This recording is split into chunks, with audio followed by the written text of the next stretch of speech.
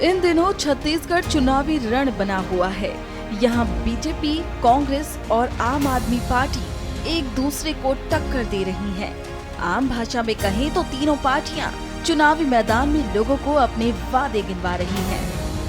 वहीं बीजेपी की बात करें तो यहाँ प्रधानमंत्री नरेंद्र मोदी के साथ साथ गृह मंत्री अमित शाह, उत्तर प्रदेश के सीएम योगी आदित्यनाथ और केंद्रीय मंत्री स्मृति ईरानी भी कमर कस चुकी हैं।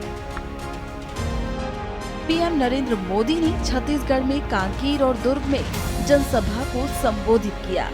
यहाँ उन्होंने जमकर विपक्ष पर निशाना साधा। भाजपा जो कहती है वो करके दिखाती है। भाजपा सरकार बनते ही यहाँ इस क्षेत्र में नए उद्योग आएंगे, नई फैक्ट्रियां लगेगी।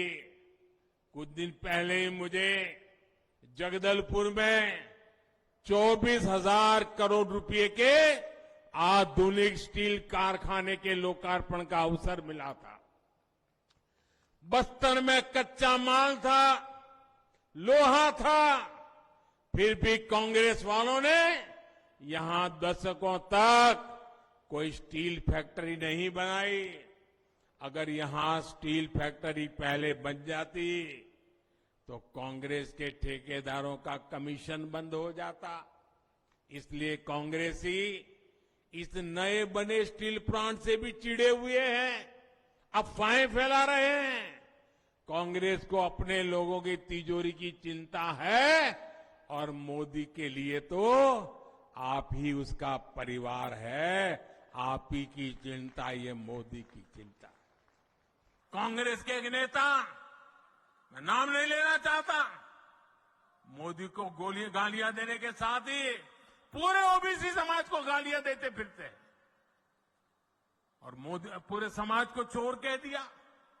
कोर्ट ने सजा ठोक दी और सुप्रीम कोर्ट ने भी सजा माफ नहीं की, जेल जाने की मैं थोड़ा मौका थोड़ा लंबा कर दिया है। बस मैं जानता हूं छत्तीसगढ़ का ओबीसी समाज, पूरे देश का ओबीसी समाज ऐसी कांग्रेस को कभी माफ नहीं करेगा।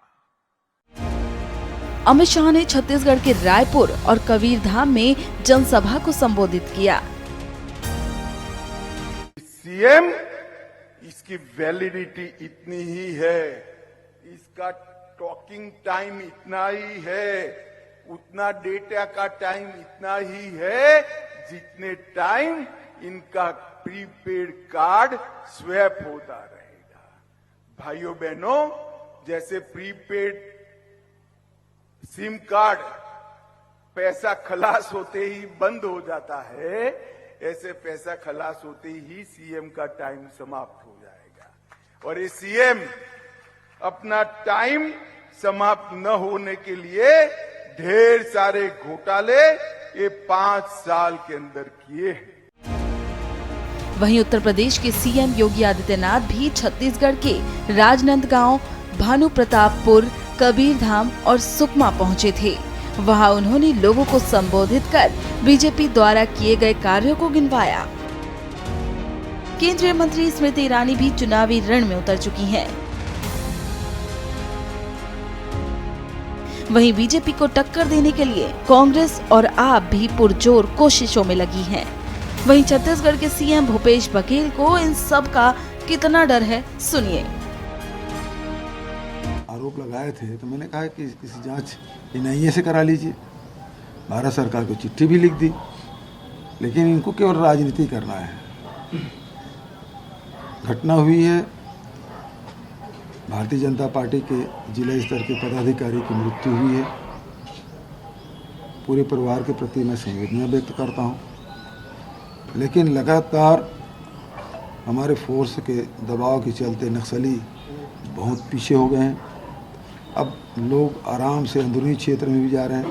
कहीं कहीं छूट-फूट घटनाएं हो रही है, उससे इनकार नहीं किया जा सकता, लेकिन जो पहले वाली जो स्थिति थी और अब में जमीन आसमान का अंतर आया है। आपको बता दें कि 7 और 17 नवंबर को छत्तीसगढ़ में चुनाव होना है, जिसके लिए सभी पार्टियों ने कमर कस ली है।